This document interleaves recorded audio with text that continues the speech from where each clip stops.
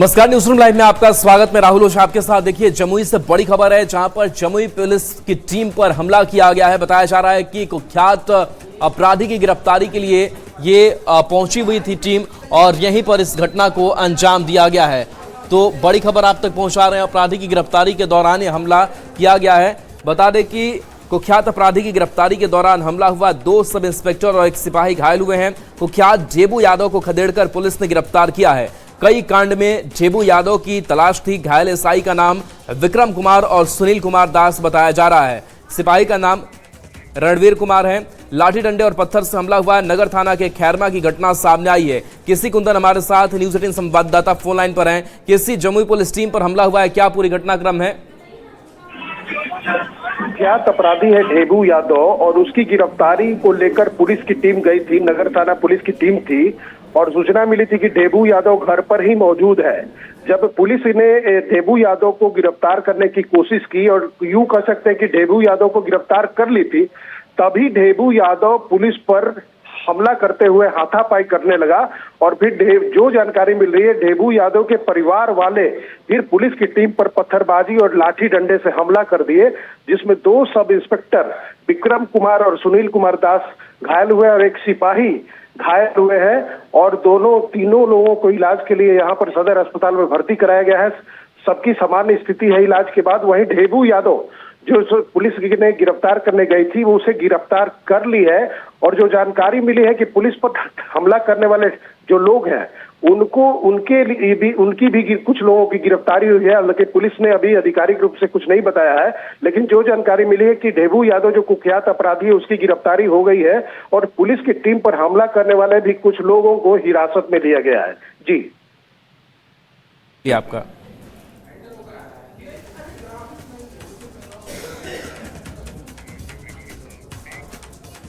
और देखिए, जम्मू कश्मीर में बड़ा हादसा हो गया। बताया जा रहा है कि उधमपुर में बस पलटी है और इस हादसे ने 9 लोगों की जान ले ली है। बस में सवार कई यात्री घायल बताए जा रहे हैं। रामनगर उधमपुर हाईवे पर यह हादसा हुआ है। बता दें कि खगोतई इलाके में यह बड़ा हादसा हुआ है। तो जम्मू कश्मीर से बड़ी खबर है, जहां उधमपुर में बड़ा बस हादसा। हाईवे पर पलटी यात्रियों से भरी बस हादसे में 9 यात्री की मौत हो गई है। इन यात्रियों की पहचान भी लगातार की जा रही है। इस बस हादसे की तस्वीर देखिए, किस तरीके से बस पूरी तरीके से क्षतिग्रस्त नजर आ रही है। वहां अफरा तफरी का माहौल है। स्थानीय लोगों की मौजूदगी है, प्रशासनिक लोग भी यहां पर मौजूद है और लगातार रेस्क्यू ऑपरेशन जो है वो भी चलाया गया। बताया जा रहा है कि 9 यात्रियों की मौत के साथ साथ कई लोग घायल हैं, जिनको स्थानीय अस्पताल में पहुंचाया गया है। तो ये तस्वीरें निकल करके सामने आई है। बड़ा हादसा और इस हादसे ने 9 लोगों की जान ले ली है। मौके पर जेसीबी मौजूद है और रास्ते को फिलहाल साफ भी किया जा रहा है। इसके साथ साथ जो घायल हैं उनको एक एक करके निकाल कर अस्पताल पहुंचाया गया है। तो बस हादसा, बड़ा बस हादसा और इस हादसे में 9 लोगों की जान चली गई है। हाईवे पर यात्रियों से भरी बस पलट गई थी।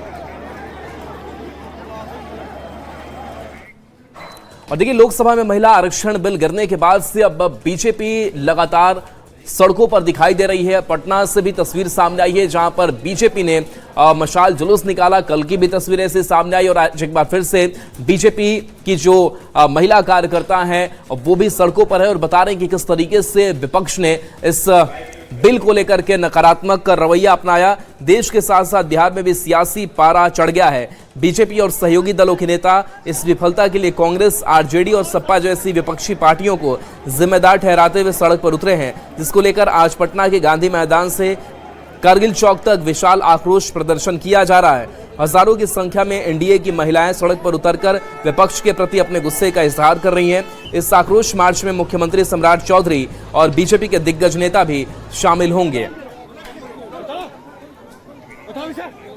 विनीता हमारे साथ न्यूज 18 संवाददाता फोन लाइन पर। विनीता, जिस तरीके से विपक्ष का नकारात्मक रवैया देखने को मिला इस महिला आरक्षण बिल को लेकर के, अभी पटना की सड़क पर क्या तस्वीर देखने को मिल रही है?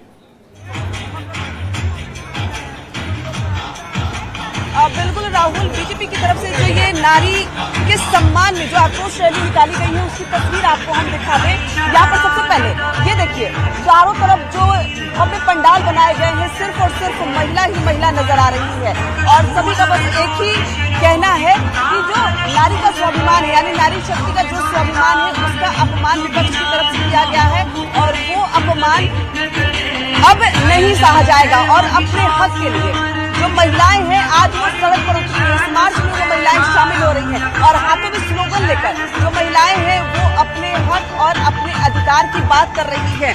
क्या लगता है, अपमान नहीं सहेंगे? देखिए, यह तो बहुत बड़ी अपमान है। हम लोग 29 सीट अभी है, लेकिन अगर ये आरक्षण आ जाता, बिल पास हो जाता तो हमारी संख्या 122 होती। तो स्वाभाविक सी बात है, जहां हमें सदन से निकाल दिया गया है, हमें वंचित कर दिया गया। कल हम भी सदन में नहीं घुसने देंगे। एक अलग तस्वीर हम आपको दिखा दें। हाथों में हथकड़ी लगाकर राहुल यहाँ पर जो है वो महिला आई है, हाथों में हथकड़ी है। जी बिल्कुल, नारी शक्ति को उनके अधिकारों से जो विपक्ष ने वंचित करने का प्रयास किया, आज हम ये साबित कर देना चाहते हैं कि भारत की नारी जंजीरों में जकड़ कर नहीं रहेगी, वो अपने अधिकार लेकर रहेगी। और उसके लिए आज भारत की नहीं, बिहार की सभी नारी शक्ति, कोने कोने से आई नारी शक्ति आज सड़कों पे आपको देखने को मिलेगी। क्या लग रहा है, ये हथकड़ी विपक्ष के द्वारा लगाई गई है आप लोगों के हाथों में? जी बिल्कुल, विपक्ष ने इस कानून का विरोध किया और उसे संसद में पारित नहीं होने दिया, खारिज किया गया। तो इसीलिए मैं ये जंजीर बांधकर वंचित किया गया, हमारे अधिकारों को छीना गया। जो हमारे माननीय प्रधानमंत्री जी ने सुनहरा सपना महिलाओं के लिए देखा था, 33% आरक्षण का, हमारे सपनों को कुचलने का काम विपक्ष ने किया। हमारे पंखों को महिलाएं के हाथ है वो जकड़ दिए गए। जी बिल्कुल, विपक्ष चाहता है कि महिलाएं जंजीरों में जकड़ कर रहे हैं, महिलाएं आगे नहीं बढ़े, उनकी मानसिकता ही यही रही है। आपने देखा होगा कि राजद में, जंगल राज में महिलाओं की क्या स्थिति थी, और हमारे नीतीश कुमार जी ने जब से सरकार में आए और महिलाओं में बिहार में कितना विकास किया। बेटी बचाओ बेटी पढ़ाओ हो, उज्ज्वला गैस योजना हो, या नारी शक्ति वंदन अधिनियम हो, या जनधन अकाउंट हो, जनधन खाता हो, सभी में महिलाओं के लिए हमारे माननीय प्रधानमंत्री और एनडीए गठबंधन के जो हमारे नेताओं ने सोचा था, उस सपने को साकार किया और उस नारी शक्ति वंदन को, अधिनियम को खारिज कर विपक्ष ने एक बार फिर से साबित कर दिया कि वो महिलाओं के विरोध में है। बिल्कुल, तो देखिए हाथ जकड़े हुए हैं, जंजीर लगी हुई है और इस तरीके से जो प्रदर्शन है वो हो रहा है और अपनी बातों को ये अपने स्लोगन के माध्यम से यहाँ दर्शा रही है। हाथों में जंजीर है और साफ तौर पे कह रही है कि इनका जो हक था विपक्ष ने उनकी हकमारी कीजिए। हम लोग पूरे भारत की नारी, पूरे भारत में हर क्षेत्र में अपनी प्रतिभा को बिखेरते हैं। हमारी ताकत को पूरा देश जानता है कि हम भारत की नारी कितनी शक्तिशाली हर क्षेत्र में होते हैं। लेकिन बिल्कुल, तो इन महिलाओं का आक्रोश देखने को मिल रहा है और एनडीए के जो नेता है, कार्यकर्ता है, वो आज पटना की सड़कों पर दिखाई दे रहे हैं। चलिए, बहुत बहुत शुक्रिया विनीता इस सब्जेक्ट के लिए आपका। चलिए बढ़ते आगे। पिछले एक हफ्ते की बात करें तो जो सरकार का चेहरा है वो बदला, नई राजनीतिक फिजा ने जन्म लिया और इन सब के बीच किस तरीके से जेडीयू अपने को आगे लेकर जाएगी, ये इस पर चुनौती भी है और इसको लेकर के मंथन का दौर जो है वो भी चल रहा है। तो बता दें कि पटना से ये खबर सामने आ रही है, जहां सरकार और सियासत के में कदम से कदम मिलाकर चलने के लिए जेडीयू तैयार है। बदली हुई राजनीतिक फिजा में अपनी दमदार भूमिका निभाने के लिए जेडीयू ने पटना में आज बड़ी बैठक बुलाई है। एक अणे मार्ग में ये बैठक हो रही है, जिसकी अध्यक्षता पूर्व मुख्यमंत्री और पार्टी के राष्ट्रीय अध्यक्ष नीतीश कुमार करेंगे। इस बैठक में विधायक दल के नेता के साथ ही सरकार में जेडीयू की भागीदारी और हिस्सेदारी के साथ संगठन की मजबूती पर भी चर्चा होगी। और देखिए, इस बैठक को लेकर के डिप्टी सीएम विजय चौधरी, श्रवण कुमार और ललन सिंह ने क्या कुछ कहा है वो आपको सुनाते हैं। विधायक दल की बैठक है, उसमें हम लोगों के दल के राष्ट्रीय अध्यक्ष और पार्टी के सभी बड़े नेता रहेंगे। उसमें विधायक दल के संबंध में कैसे आगे काम किया जाए, आगे विधानसभा का एक छोटा सत्र भी है, इन सब चीज़ों के संबंध में विमर्श होगा। नीतीश कुमार जी के देख रेख में वो बैठक होगी और जो भी माननीय नेता का निर्देश होगा उसका अनुपालन किया जाएगा। बैठक से पहले पोस्टर भी लगा है, कहा जा रहा है नीतीश कुमार या तो निशांत विधायक दल का नेता। स्वाभाविक है, जो काम करते हैं, जिनके साथ अच्छा लगता है काम करने में, नए नौजवान हैं, ऊर्जा है, उसके इस्तेमाली के लिए डिमांड होना कोई गलत नहीं है। लेकिन ये बड़े नेता मिल बैठ के फैसला लेते हैं। नई सरकार को फ्लोर टेस्ट में क्या दिक्कत है? अपार बहुमत है, विपक्ष है कहाँ? फ्लोर टेस्ट होगा तो होगा, फ्लोर टेस्ट तो होना चाहिए। तेजस्वी यादव कह रहे हैं कि नए मुख्यमंत्री को ज्ञान है कुछ। अब उनको काफी ज्ञानिया है ना, वो तो अपने काफी ज्ञानी है, इसलिए ना 25 पर पहुंच गए हैं। उनका अपना ज्ञान का ख्याल करें, दूसरे का ज्ञान का क्यों देखते हैं? अपने ज्ञान का ख्याल करें। न उनके पिताजी को ज्ञान था, न इनको ज्ञान है। इन दोनों को एक ही चीज का ज्ञान है, धन संपत्ति कैसे अर्जित की। अब खबर आपको मोतिहारी से बताते हैं, जहां पर एक परिवार के 6 सदस्यों ने अपने धर्म में वापसी की है। यानी कि वो हिंदू रीति रिवाज के साथ से एक बार फिर से हिंदू धर्म में उन्होंने वापसी की है। बताया जाता है कि तुरकोलिया थाना क्षेत्र के मोहनवा गांव में नट जाति से जुड़े रफीक मियां के परिवार के 6 सदस्यों ने हिंदू धर्म वापस अपना लिया है। परिवार के सदस्यों ने बताया कि उनके पूर्वज मूल रूप से हिंदू थे, लेकिन सालों पहले धर्म परिवर्तन हो गया था। अब अपनी इच्छा से उन्होंने पुनः सनातन धर्म अपनाने का निर्णय लिया। इसके लिए सभी सदस्य शहर के नरसिंह बाबा मंदिर पहुंचे, जहां महंत मुरारी जी ने विधि विधान से पूजा हवन और तिलक कराकर धार्मिक अनुष्ठान संपन्न कराया। ने जो है सो इस्लाम धर्म को स्वीकार कर लिया था। समय के साथ ये लोग आधा हिंदू आधा मुस्लिम बनकर के जी रहे थे, नाम सब हिंदू रख रहे थे। शादी विवाह भी कुछ हिंदू में हो रहा था, कुछ मुस्लिम में हो रहा था, लेकिन इस्लाम धर्म को ही ये लोग फॉलो कर रहे थे। इन लोगों ने के मन में सनातन धर्म के प्रति जो है सो आस्था जगी और सनातन धर्म की आस्था को लेकर के इन लोगों ने जो है सो शपथ पत्र दाखिल किया एसडीओ के। लेकिन सदर एसडीओ मोतिहारी ने कहा कि भाई आप किसी धार्मिक स्थल से मान्यता प्राप्त करके आए। पहले क्या नाम था? पहले ही सविता था। पहले आप हिंदू थी या मुसलमान थे? पहले मुस्लिम था, अब हिंदू हो गए। खुशी से। खुशी से। आपके पति भी हिंदू धर्म? जी। पहले आपका शादी जो हो गया मुस्लिम रीति रिवाज से? नहीं, हिंदू से हुआ। तो बड़ी खबर, जहां पर एक शख्स की पीट कर हत्या कर दी गई है। बताया जा रहा है कि प्रेम संबंध को लेकर के इस घटना को अंजाम दिया गया है। चाची और चचेरे भाई पर आरोप इस हत्या का लगा है। अमौर के धुरपौली पंचायत की घटना सामने आई है, जहां युवक की पीट कर हत्या हुई है। पुलिस मौके पर पहुंचकर मामले की तफ्तीश में जुटी हुई है, लेकिन इस हत्याकांड के बाद से इलाके में सनसनी अवैध संबंध में हत्या की आशंका जताई जा रही है। चाची और चचेरे भाई पर यह आरोप लगा है।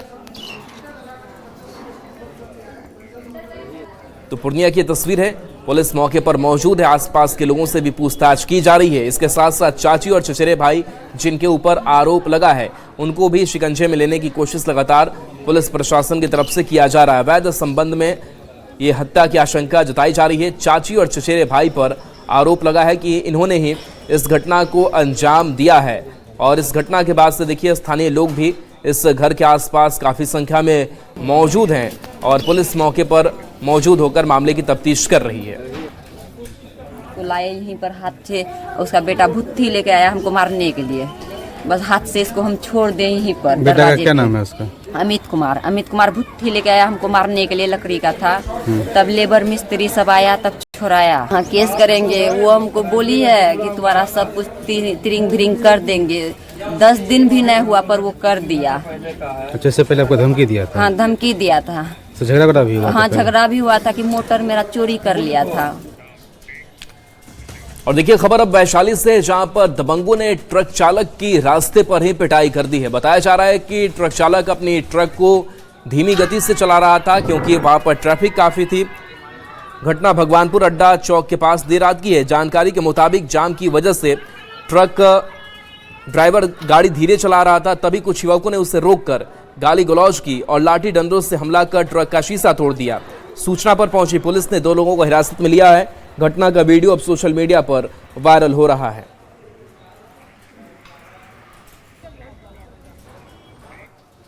और देखिए, मुख्यमंत्री सम्राट चौधरी आज बाढ़ पहुंचेंगे, जहां पर एक बड़ा कार्यक्रम है। उस कार्यक्रम में सम्राट चौधरी को हिस्सा लेना है। उनके आगमन को लेकर के तैयारियां भी जोरों पर हैं। बता दें कि मोकामा में आयोजित बाबा परशुराम महोत्सव में शामिल होंगे। 20 अप्रैल से 26 अप्रैल तक महोत्सव का आयोजन हो रहा है। इसी मौके पर आज मंदिर परिसर में सीएम एक कमर्शियल बिल्डिंग का भी शिलान्यास करेंगे, जिसकी लागत करीब 18 करोड़ 11 लाख बताई जा रही है। शिलान्यास समारोह में दोनों डिप्टी सीएम विजय चौधरी और विजेंद्र प्रसाद यादव भी शामिल रहेंगे। बता दें कि इसके साथ ही केंद्रीय मंत्री ललन सिंह, मोकामा विधायक अनंत सिंह भी मौजूद रहेंगे। मुख्यमंत्री के कार्यक्रम को लेकर तैयारी पूरी है। तो मुख्यमंत्री सम्राट चौधरी आज शाम को बाढ़ दौरे पर रहेंगे। बता दें कि परशुराम महोत्सव होना है और इसी परशुराम महोत्सव में वो हिस्सा लेंगे।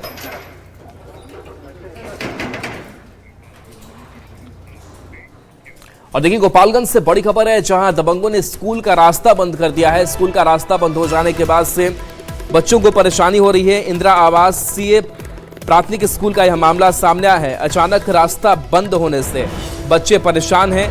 कई बच्चे स्कूल नहीं पहुंच सके। प्रशासन ने इस पूरे मामले को लेकर के अब संज्ञान लिया है। तो गोपालगंज से ये बड़ी खबर, जहां स्कूल का रास्ता बंद किया गया है। छोटे छोटे मासूम बच्चे जो देखिए वो स्कूल नहीं पहुंच पा रहे हैं क्योंकि रास्ता ये बंद कर दिया गया है। बता दें कि इंदिरा आवासीय प्राथमिक स्कूल का यह मामला है। अचानक रास्ता बंद होने से ये बच्चे परेशान हैं, पढ़ाई इनकी बाधित हो गई है। प्रशासन ने अब इस पूरे मामले को संज्ञान में लिया है और इस बंद रास्ते को खोलने की जो प्रक्रिया है वो भी की गई है। लेकिन सवाल यही उठता है कि आखिर ये कैसी करतूत की बच्चों की पढ़ाई बाधित हो जाए। गोविंद हमारे साथ न्यूज़ 18 संवाददाता फोन लाइन पर। गोविंद, हम देख रहे हैं तस्वीर, इस स्कूल के रास्ते को बंद कर दिया गया। अभी किस तरीके के हालात है वहाँ? देखिए, अभी मौके पर पुलिस पहुंच चुकी है और शिक्षा विभाग के जो अधिकारी हैं वो मौके पर पहुंच चुके हैं और लगातार जिन लोगों के द्वारा रास्ता को रोका गया है और अतिक्रमण किया गया है और रास्ता को बंद किया गया है, उनसे बातचीत की जा रही है। उन लोगों का कहना है कि ये निजी जमीन है और निजी जमीन में ही उस विद्यालय का रास्ता बना दिया गया था, इसलिए उन्होंने निजी जमीन की घेराबंदी कर ली। हालांकि स्कूल प्रशासन का कहना है कि वर्षों से ये रास्ता के रूप में उपयोग किया जा रहा था और आज जो है अचानक सुबह में दबंगों के द्वारा ईंट रखकर बाउंड्री कर दी गई और स्कूल जाने और आने के लिए बच्चों को रोक दिया गया। ऐसे में जो अभिभावक है वो नाराज है और सड़क जाम कर हंगामा भी कर रहे हैं। हालांकि पुलिस ने इस वक्त सड़क जाम को हटवा दिया है और पूरे मामले की जाँच कर कार्रवाई करने की बात कही जा रही है। जी राहुल। जी चलिए, शुक्रिया इस अपडेट के लिए आपका।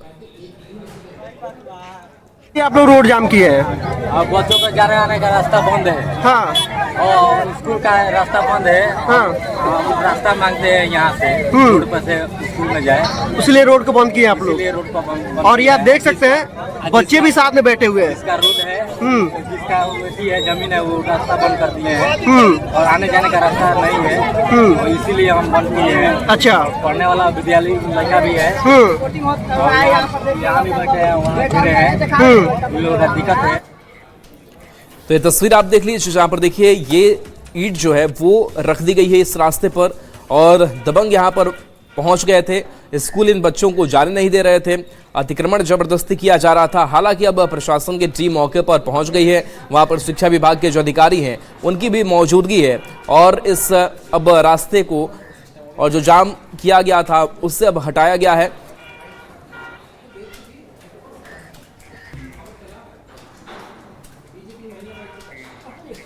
और देखिए, अमेरिका और ईरान के बीच चल रहे जंग को अब बंद करने की दिशा में एक और बड़ा कदम जो है वो उठाया जा रहा है। इस्लामाबाद में एक मंच तैयार किया गया था, जहां हालांकि बहुत सकारात्मक बातचीत नहीं हो पाई थी, लेकिन एक बार फिर से ये कोशिश कवायद जारी है कि अमेरिकी मीडिया के मुताबिक इस्लामाबाद में मंगलवार को दूसरे दौर की बातचीत होने वाली है।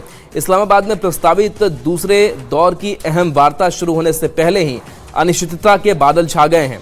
ईरान ने अमेरिका के साथ बातचीत में अपने प्रतिनिधियों को भेजने से इनकार कर दिया है। ईरान की न्यूज एजेंसी के मुताबिक जब तक ईरान पर नौसैनिक नाकेबंदी जारी रहेगी तब तक पाकिस्तान में बातचीत के लिए कोई डेलीगेशन नहीं भेजा जाएगा। ईरान ने आरोप लगाया है कि अमेरिका ने ज्यादा मांगे रखी और बार बार रुख बदला। आपको बता दें कि 22 अप्रैल 2026 को सीज फायर की मियाद खत्म हो रही है।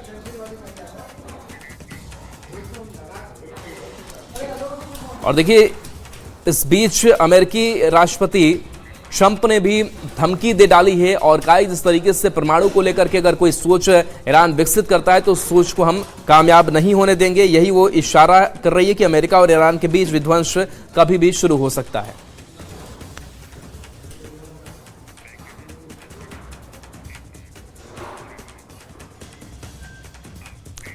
तो देखिए, पश्चिम एशिया में जिस तरीके के हालात बने हुए हैं और जो डेडलाइन इस सीजफायर की खत्म हो रही है, लेकिन क्या उससे पहले कोई यह जंग नया मोड़ लेने वाला है, ये रिपोर्ट आपको दिखाते हैं।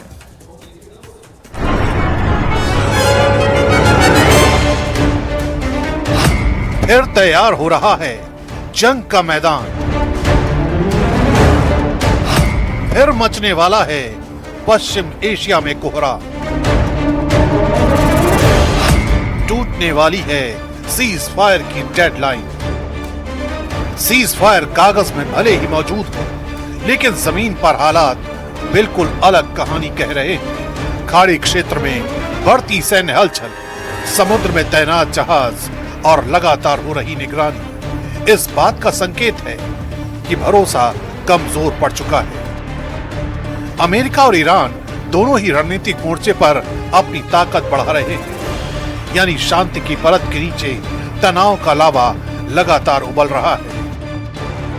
अगर एक भी चिंगारी भड़की तो ये सीज फायर पल भर में टूट सकता है और पूरा क्षेत्र फिर से युद्ध की आग में झुलस सकता है। तेहरान से आई तस्वीरें भी संघर्ष की तैयारी की ओर इशारा कर रही हैं। सड़कों पर बड़े पैमाने पर लोगों की भीड़ जुट रही है। महिलाओं की रैलियां और हथियारों के साथ प्रदर्शन हो रहे हैं, जो ये दिखा रहे हैं कि माहौल सिर्फ राजनीतिक नहीं बल्कि सामाजिक स्तर पर भी सख्त होता जा रहा है। संदेश साफ है, ईरान किसी भी हमले का जवाब देने के लिए तैयार है।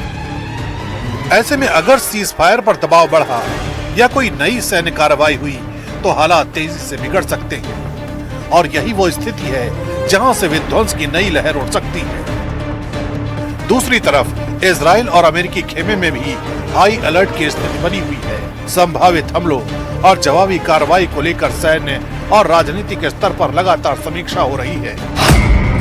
हालिया रिपोर्ट में ये भी संकेत है कि सीज फायर के टूटने की आशंका को देखते हुए इमरजेंसी तैयारियां तेज कर दी गई हैं, यानी दोनों पक्ष सिर्फ इंतजार की स्थिति में हैं। एक छोटी सी घटना, एक गलत आकलन या एक उकसावे वाली कार्रवाई। स्पुतनिक की रिपोर्ट इस पूरे संकट की गंभीरता को और बढ़ा रही है।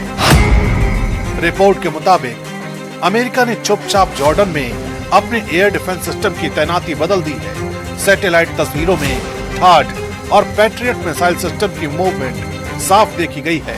ये बदलाव किसी सामान्य अभ्यास का हिस्सा नहीं बल्कि संभावित हमले के खतरे का संकेत माना जा रहा है। ईरान से बैलिस्टिक मिसाइल और ड्रोन हमलों की आशंका के बीच अमेरिकी ठिकानों की सुरक्षा रणनीति को मजबूत किया जा रहा है, यानी आने वाले घंटे एक बार फिर विध्वंसक युद्ध की आशंकाओं से घिरे।